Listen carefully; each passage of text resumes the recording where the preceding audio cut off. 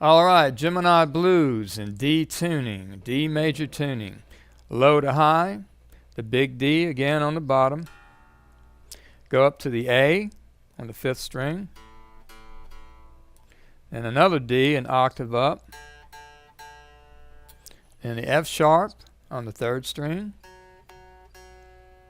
Another A an octave higher. And then a D up top on the higher octave. It's a great sound and a great feel. Got more of an elastic feel to it, and I really love, especially playing over shuffle like this track. It's really a lot of fun to play over.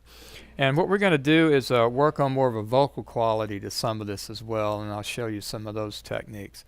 But this is kind of more of a country blues thing. When we open it up, we're playing down here in the open position. So we're playing out the 2nd fret on the 2nd string. Go to the open on the top D.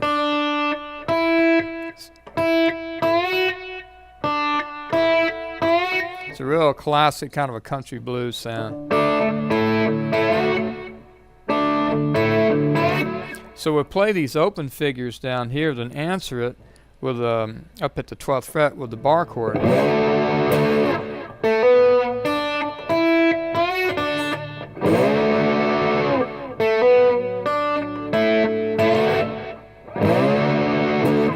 And you get a sense of more of the range for this song because you hear the open strings and you hear the big chord up top.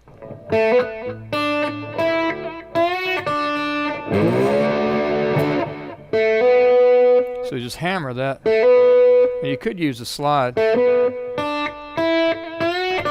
But sometimes it's good to go ahead and use your fingers for some things and the slide for the others to change up the sound. Give it a little more versatility, I think.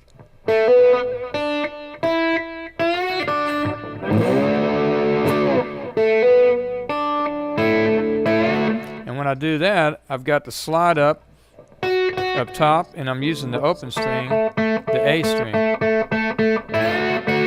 It's a 2nd string in standard, but we have it tuned to A. So that's on the bottom.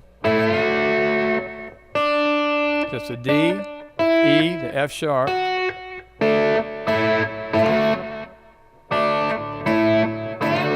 And answer it with a big chord. Now we go to the 4 chord. So to make it the 4 chord, we'll hit the 7th on the 3rd fret. And we'll add this note just like we hammered in the intro. And you can either fret that or you can use a slide on the top at the 3rd and just reach behind and grab that with the 2nd finger. Get that B note, B as in boy.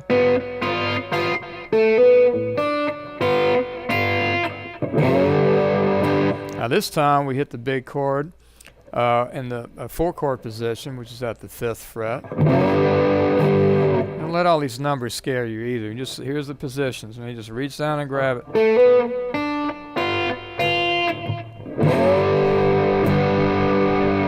Back to the original part of the theme.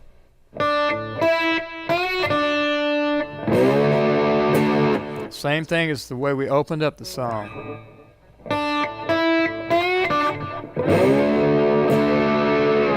Then we go to the country blues chords, I like to call them. There's a 5 chord, so I'm fretting this here on the 4th string and the 3rd string. You can play these open. It's a nice big open sound.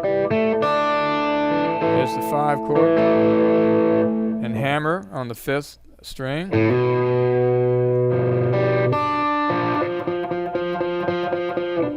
That's on the 4th string. 3rd fret. Okay, so we got the 2nd fret, 3rd fret. It's that country blues 7th for the 4 chord. Got the B and the bass for that. So the whole thing is.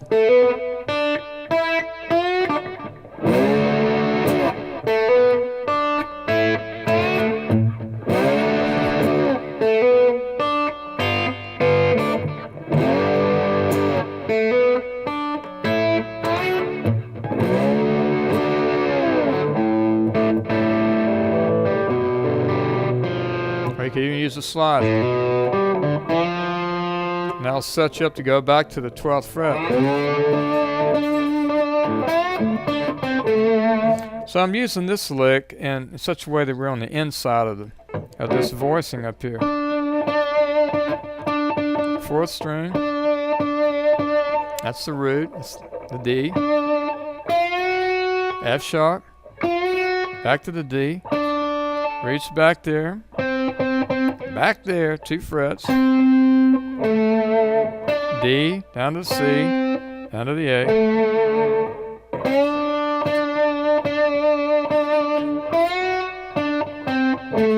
And then when you hit that A, it's no longer just the A note, it's also part of the 5 chord, the A chord.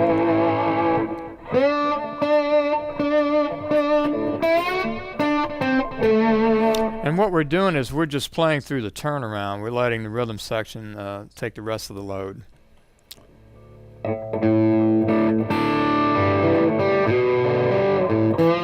3rd fret.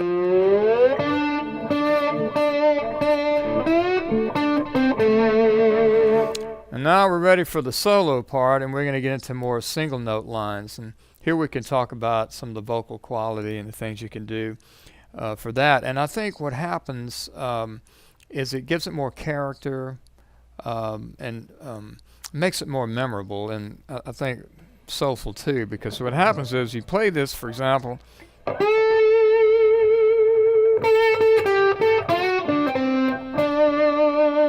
that's simple enough, that's easy. Start on the 2nd string, right there. So the notes I'm playing, if I fingered it,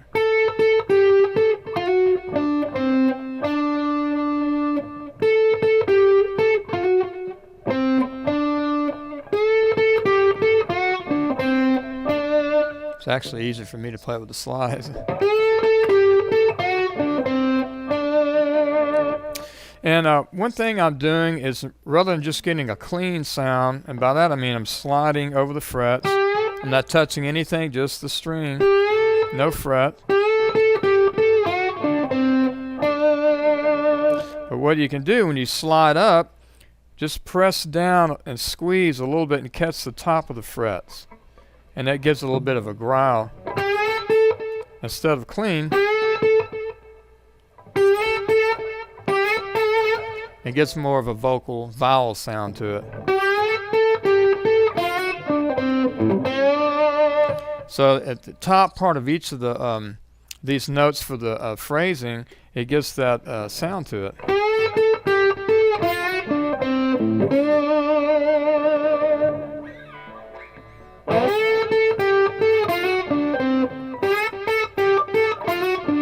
You hear the difference, and it gives it more character, I think.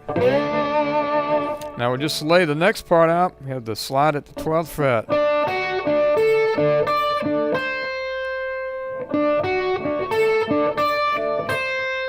And all I'm doing is going right up from the 4th string up to the top string on the 1st string.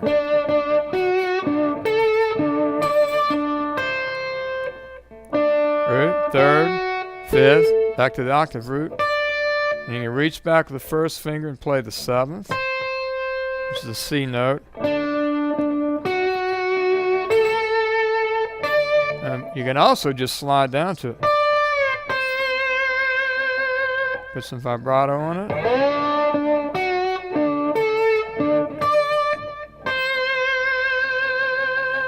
And that'll set us up to go into the 4 chord.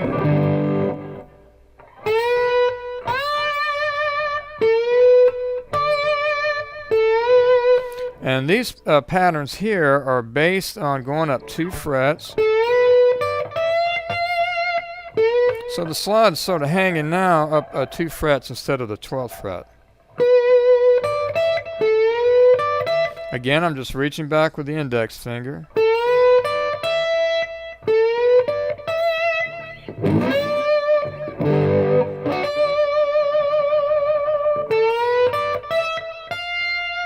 Go to the 15th fret. Give it a bluesy sound for the 4 chord. Go back to the top note here at the 12th fret, D. Same thing, but this time go up another fret. So the target here is start for the 4 chord, 15th fret, 16th fret, makes it major for the 1 chord again.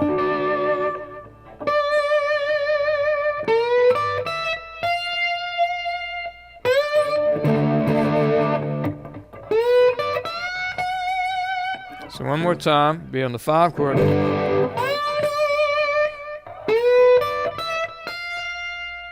One chord.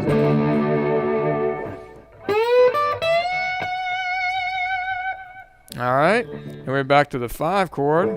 And here we can put a lot of growl on this, because if you're sliding, like if you're playing it clean, but we're going to reach down and buzz a little bit of that fret underneath. Make it growl a bit. So that's the 5 chord. And you can do the same thing on the 4 chord. And we're going to make our way back down to the 1.